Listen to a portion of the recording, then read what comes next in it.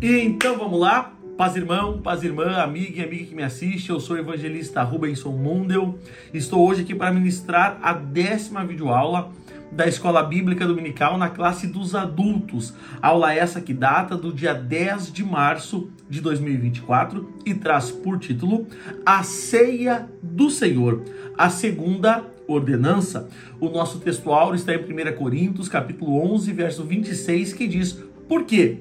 Todas as vezes que comerdes esse pão e beberdes esse cálice, anunciais a morte do Senhor até que ele venha. A nossa verdade prática: a ceia do Senhor, como uma ordenança, celebra a comunhão do crente com o Senhor ressuscitado. A nossa leitura bíblica está na primeira carta de Paulo aos Coríntios, capítulo 11, do verso 17 ao verso 34. Vamos concluindo essa parte introdutória. Assim como o batismo em águas, a ceia do Senhor também é uma ordenança dada por Jesus à sua igreja. Ao longo da história, a igreja tem a ceia do Senhor como uma das celebrações mais significativas, né? E por que não dizer mais importantes? Eu sou do tempo aonde, quando nós ia se arrumar para a ceia, quando eu era pequenininho, a minha mãe dizia: meu filho, bota a roupa mais bonita, bota a roupa mais nova. Por quê? Porque hoje é ceia. Então, nós cristãos sempre demos essa importância a essa ordenança, né, que é a ceia do Senhor. Nesse sentido, o cristão pode contemplar a ceia sob 3 perspectivas. Primeiro, olhar para trás, quando contempla Cristo entregando-se em sacrifício vicário na cruz.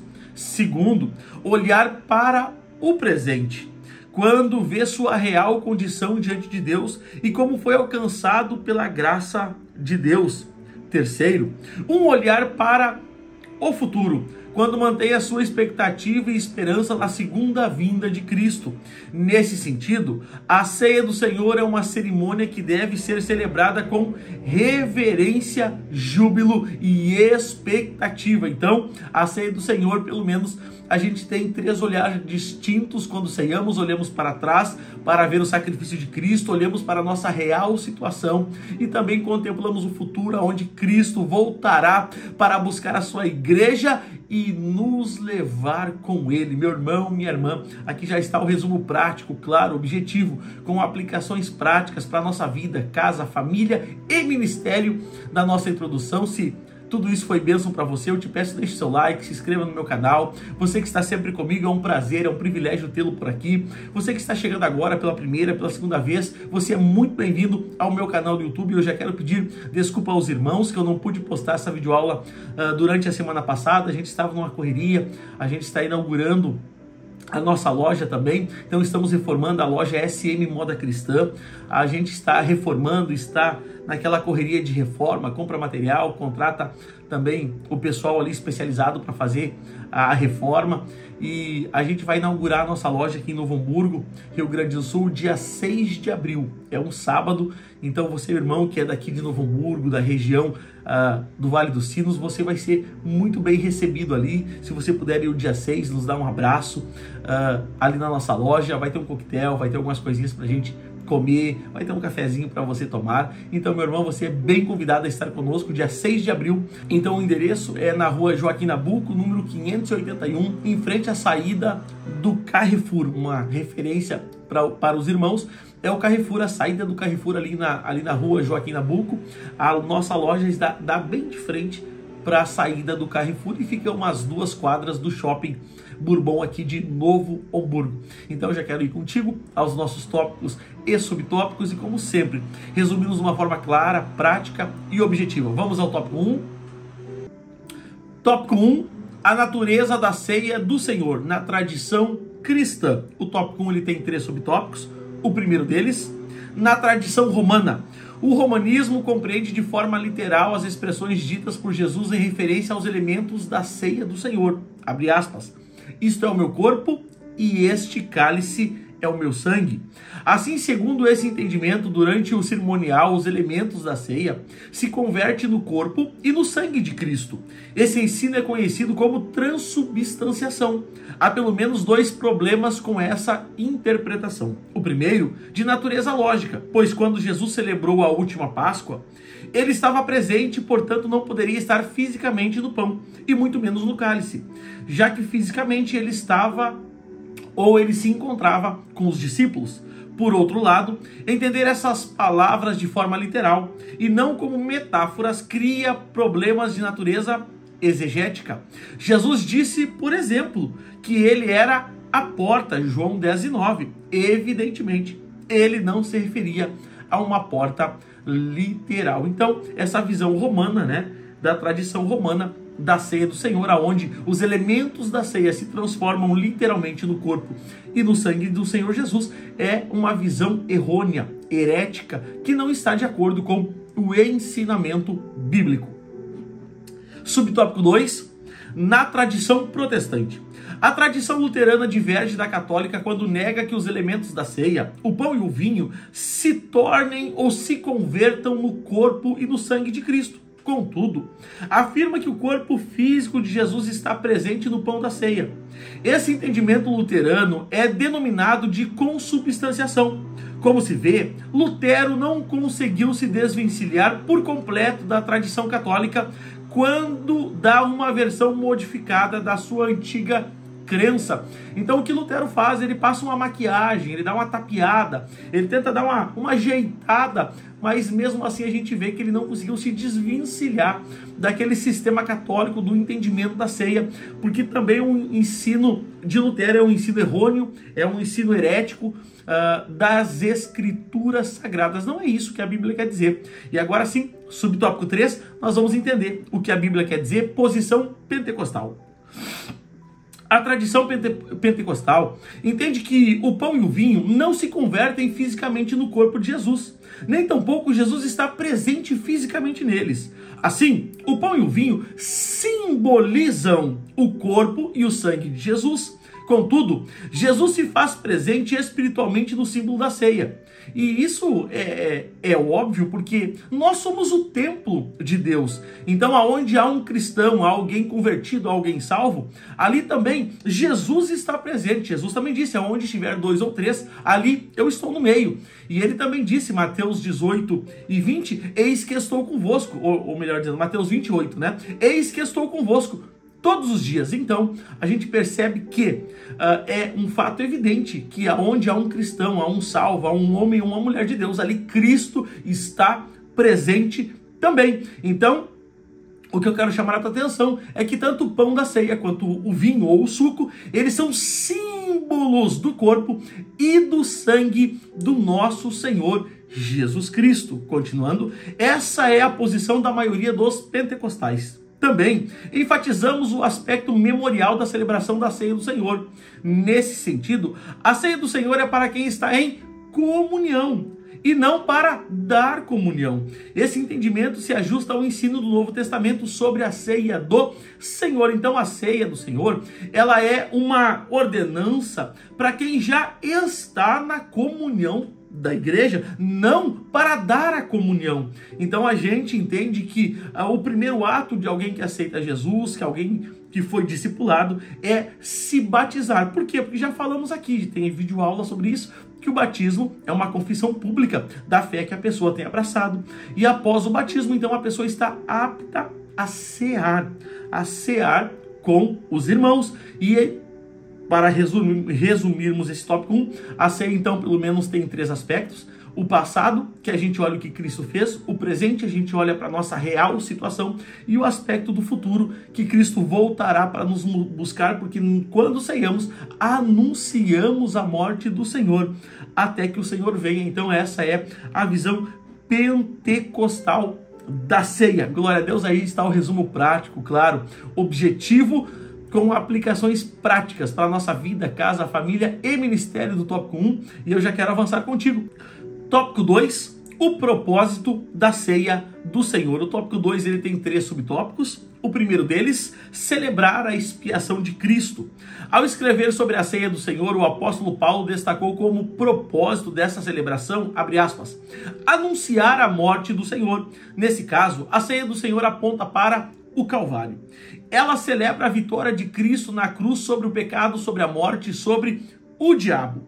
Por intermédio da morte de Cristo na cruz, fomos justificados e reconciliados com Deus. Portanto, na ceia do Senhor celebramos a vitória de Jesus na cruz, que também é a nossa vitória. 2 textos são importantes ser citados nesse momento da lição. O primeiro texto, Romanos capítulo 5, versículo 8, que diz: mas Deus prova o seu próprio amor para conosco, pelo fato de ter Cristo morrido por nós, sendo nós ainda pecadores. Então, o amor de Deus é provado pela minha e pela tua vida, quando Deus deu o seu Filho Jesus para morrer por nós, estando nós ainda numa vida de pecado, numa vida de imundícia, na vida do erro, na vida do engano. Então, o amor de Deus é provado por nós. Dessa forma, o segundo texto importante, Colossenses capítulo 1, versículo 20, que diz: e que, havendo por ele feito a paz pelo seu sangue da sua cruz, por meio dele, reconciliastes consigo mesmo todas as coisas que sobre a terra, quer também sobre ou no céu. Então, o que o texto está dizendo, o que o versículo está enfatizando, é que a reconciliação por meio do sangue da cruz corrobora o propósito da ceia em celebrar a vitória de Cristo sobre o pecado. Então, primeiro, Deus provou o seu amor por nós, em Cristo ter morrido por nós, nós ainda pecadores, e também ele ter feito paz entre nós e Deus. O sangue de Cristo fez essa paz, que havesse paz novamente, que havesse reconciliação novamente entre nós e Deus. Por meio do seu próprio sacrifício, ele nos reconciliou, não somente a nós, mas todas as coisas, quer sobre a terra, quer nos céus. Glória a Deus. Vamos em frente. Subtópico 2, proclamar a segunda vinda de Cristo. A ceia do Senhor proclama a sua vinda. Logo, há um sentido escatológico na celebração da ceia do Senhor. Assim, na ceia do Senhor, a igreja mantém um olhar no passado, quando contempla a vitória de Jesus na cruz. Mas também mantém um olhar no futuro, esperando e ansiando por sua segunda vinda. Ao contemplar o retorno de Cristo, a igreja lembra que é peregrina nessa terra e que a sua pátria não é aqui. E Paulo vai dizer, ele vai escrever, o apóstolo Paulo vai escrever à igreja que está em Tessalônica, para consolar os irmãos acerca da segunda vinda do nosso Senhor e Salvador Jesus Cristo. E Paulo, quando escreve, ele vai dizer: porque o mesmo Senhor descerá do céu com alarido, com voz de arcanjo, ao som da trombeta de Deus. E os que morreram em Cristo ressuscitarão primeiro. E agora o que acontece? Depois nós, os que estivermos vivos, seremos arrebatados juntamente com eles. Com eles quem? Com os que ressuscitaram primeiro, nas nuvens, ao encontro do Senhor nos ares, e assim estaremos para sempre com o Senhor. Você pode glorificar a Deus? Você pode levantar a sua mão e exaltar o nome do Senhor? Essa é a nossa bendita esperança. Jesus vai dizer: não se turbe o vosso coração, credes em Deus e credes também em mim. Na casa de meu Pai há muitas moradas. Se não fosse assim, eu vou-lo teria dito: vou preparar-vos lugar, e uma vez que esse lugar for preparado, voltarei outra vez e vos levarei para mim mesmo, para que aonde eu estiver, estejais vós também. Glória a Deus. Você pode bendizer o nome do Senhor? Essa é, meu irmão, minha irmã, a bendita esperança da igreja, o arrebatamento, o encontro com o Senhor. Glória a Deus, glorifique, se puder, o nome do Senhor, libere a Ele uma palavra de adoração, de gratidão por tudo que Ele tem feito na sua vida. Glória a Deus. Subtópico 3, celebrar a comunhão cristã. Uma das razões que levou o apóstolo Paulo a escrever a sua primeira carta aos Coríntios estava relacionada a questões de divisões entre os irmãos naquela igreja. Esse era um problema recorrente entre os coríntios e estava presente também durante a celebração da ceia do Senhor. Paulo os reprova por isso. O clima fraterno e de comunhão deixa de existir. Nesse sentido, alguns não esperavam pelos outros na celebração ou para celebrarem a ceia juntos. Quando há espírito de divisão, litígios e intrigas entre os crentes, a celebração da ceia do Senhor perde o seu sentido, né? Então a celebração tem que ser um ato, né? Onde a igreja ela está consciente, cônscia do que está fazendo, né? E os irmãos conseguem fazer esse ato de celebrar, né? De adorar, de anunciar a morte do Senhor como igreja, como unidade, como povo escolhido, separado, remido por Deus, sempre olhando para o passado, o sacrifício de Cristo, para o presente, o nosso estado naquele momento e para o futuro, na volta eminente do nosso Senhor Jesus Cristo. Glória a Deus. Então está aí, meu irmão, minha irmã, o resumo prático, claro, objetivo, com aplicações práticas para a nossa vida, casa, família e ministério do tópico 2. E eu já quero avançar contigo. Tópico 3, o modo de celebração da ceia do Senhor. O tópico 3 ele tem 3 subtópicos. O primeiro deles, o que é participar indignamente.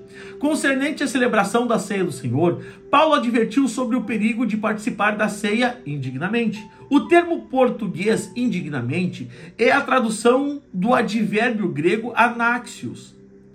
Um advérbio indica a maneira ou o modo de como se faz alguma coisa, enquanto o adjetivo indica o estado.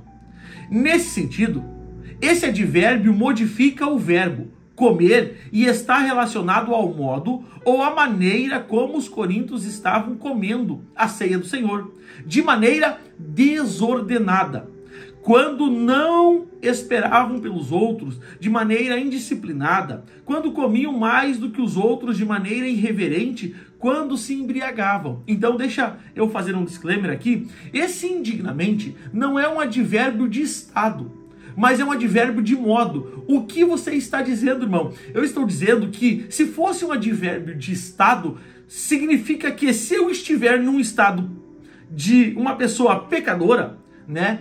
Eu não poderia participar da ceia, mas todos somos pecadores. Não tem um sequer que não peque. E o apóstolo vai dizer, se alguém disser que não tem pecado, comete pecado. Então, indignamente no texto é um advérbio de modo. A maneira com que eu participo do ato da celebração da ceia. É isso o que Paulo está dizendo. E eu já falo isso há mais ou menos, eu já prego isso há mais ou menos uns 10 anos. E agora, mais ou menos 10 anos depois, é que a nossa revista vem falando acerca desse indignamente, exatamente como um advérbio de modo e não de estado, como se faz e como se ceia e como se participa da ceia. E eu, na minha caminhada, acabei já apanhando muito por ter esse tipo de visão, e hoje, corroborando com o meu entendimento, 10 anos depois, a nossa CPAD lança então uma lição. E exatamente como eu já vinha falando, e tem vídeos meus falando isso há mais ou quase 10 anos ou mais de 10 anos atrás, hoje então esse indignamente fica bem claro, patente, latente aos nossos olhos, e o indignamente não fala de um advérbio então de modo, o modo como se ceia, não o estado como se ceia, porque a gente acaba na caminhada tendo que ouvir algumas coisas ainda que a gente entenda que são de outras maneiras, a gente acaba tendo a nossa maneira de ver, entender, compreender as coisas, a gente estuda, lê, ouve bastante, e eu fico feliz que 10 anos depois, quase uma década depois, então a CPAD lança então uma lição, e nessa lição traz exatamente a visão que eu já falava praticamente há 10 anos atrás, e na época, quando eu comecei a falar isso, eu fui muito repreendido, e hoje a gente vê então que as coisas, elas vieram pelo modo que eu já tinha esse entendimento há bastante tempo. Glória a Deus. Vamos ao subtópico 2, uma celebração reverente. Se em lugar de um advérbio que indica modo ou maneira, Paulo tivesse usado um adjetivo que indica o estado, qualidade ou natureza, então ninguém poderia participar da ceia, pelo fato que ninguém é digno. Então, irmão, a ceia é nós assentando na mesa do Senhor. E ninguém é digno de se assentar à mesa do Senhor, a não ser por graça. Não existe mérito em assentar-se à mesa do Senhor. Nós assentamos à mesa do Senhor por graça. E eu me lembro que quando eu era pequenininho, a minha mãe era Deus e Amor, e até hoje minha mãe ainda é da Deus e Amor, eu sou da Assembleia de Deus, mas quando eu era pequenininho eu ia com ela aos cultos da Deus e Amor, e nos dias de ceia, eu me lembro que o pastor, quando assumia então ali o altar, o púlpito, né? Eu não gosto de falar altar, porque altar é instrumento de culto judaico. Quando ele assumia o púlpito, tá bom? Igreja evangélica não tem altar, igreja evangélica tem púlpito. Eu repito, igreja evangélica não tem altar. Igreja evangélica cristã tem púlpito. Altar é instrumento de culto judaico. Então a nossa igreja tem púlpito. Então quando o pastor assumia o púlpito, ele falava: quem não pecou esse mês, fique de pé para ceiar. Irmão, pense comigo. Quem é que não peca? Se o apóstolo está dizendo e disse aquilo que eu já falei, não existe uma pessoa que não peque. E os irmãos ficavam de pé, alguns irmãos que entendiam que aquele mês, quem sabe, falaram algo que não devia, quem sabe xingaram alguém, quem sabe fizeram ou passaram por uma situação que desqualificava eles, ficavam sentadinhos, ficavam quietinhos. Quem levantava, olhava para o irmão que tinha ficado sentado e dava aquela olhada de julgamento, assim, quer dizer que esse irmão pecou ali, pecou na hora. Então tu imagine você assumindo o púlpito da sua igreja para fazer o ato da ceia e dizer: meu irmão, quem não pecou esse mês, fique de pé. Irmão, não tem nenhum anjo, um arcanjo que faça isso. Irmão, é claro que eu estou alegorizando, mas irmão, aonde há pessoas, há limitações. E aonde há pessoas, há erro. Aonde há pessoas, ainda existe a ação do pecado. Então esse tópico deixa muito claro isso. Eu vou ler de novo, eu quero ler toda a parte inicial para você entender isso. Ó. Se em lugar de um advérbio que indica o modo e a maneira, Paulo tivesse usado o adjetivo que indica o estado, qualidade ou natureza, então ninguém poderia participar da ceia, pelo fato de que ninguém é digno. Você entende isso? Como mostramos, não é esse o caso. É verdade que participarmos da ceia do Senhor porque somos dignos, mas pela graça de Deus. Então foi o que eu falei, nós não participamos da ceia do Senhor porque somos dignos. Ninguém é digno de Cristo. Nós participamos por graça. Continuando, contudo, ninguém seja tentado em pensar que, pelo fato de ser um pecador, alcançado pela graça, pode participar da ceia vivendo deliberadamente em pecado. Aqui está uma verdade. E eu não estou abrindo margem para isso. Irmão, então eu estou no pecado, eu estou no erro, eu estou no engano, eu estou na bebida, eu estou na prostituição, eu estou na drogadição, eu estou na mentira, eu posso participar? Não.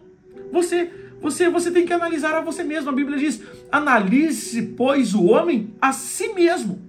Então coma desse pão e beba desse cálice. Você precisa se analisar. Por quê? Porque santidade ainda convém às nossas vidas. Então, continuando ainda, se a simples maneira irreverente de celebrar a ceia atrai juízo divino, o que dizer então de quem participa com pecados não confessados? Pecados não confessados atrai o juízo divino. Então, eu acho que ficou bem claro esse assunto. E eu quero só citar o texto mais uma vez, que está em 1 Coríntios 11, 28, que diz: examine-se, pois, o homem a si mesmo, e assim coma deste pão, e beba deste cálice. Paulo destaca a necessidade do autoexame antes de participar da ceia, ressaltando a importância da celebração reverente. Então, meu irmão, que você possa, a próxima vez que participar da ceia do Senhor, fazer o autoexame e saber que você está sentando à mesa do Senhor, não por mérito, mas por graça. Glória a Deus.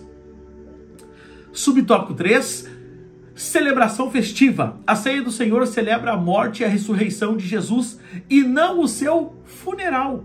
A ceia celebra o Cristo que morreu, mas ressuscitou. Deve, portanto, ser uma celebração reverente, contudo, festiva.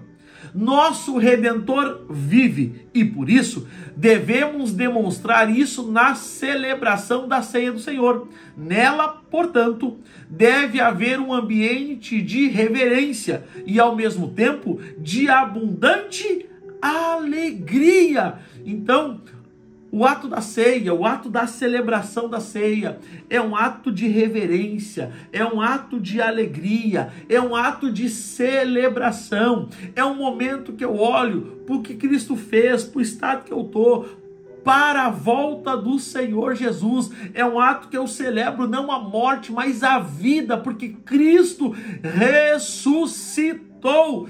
Oh, glória e bendito seja o nome do Senhor.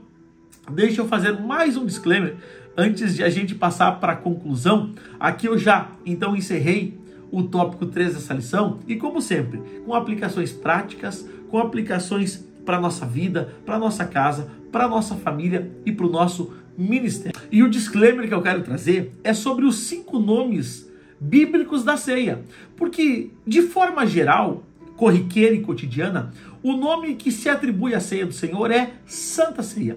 Hoje vamos participar da Santa Ceia. Domingo que vem ou quinta que vem, nós teremos o nosso culto de Santa Ceia.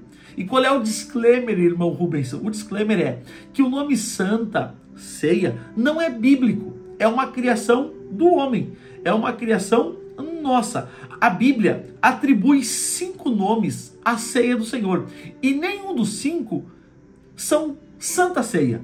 Eu vou citar os 5 nomes bíblicos da ceia e também as referências bíblicas.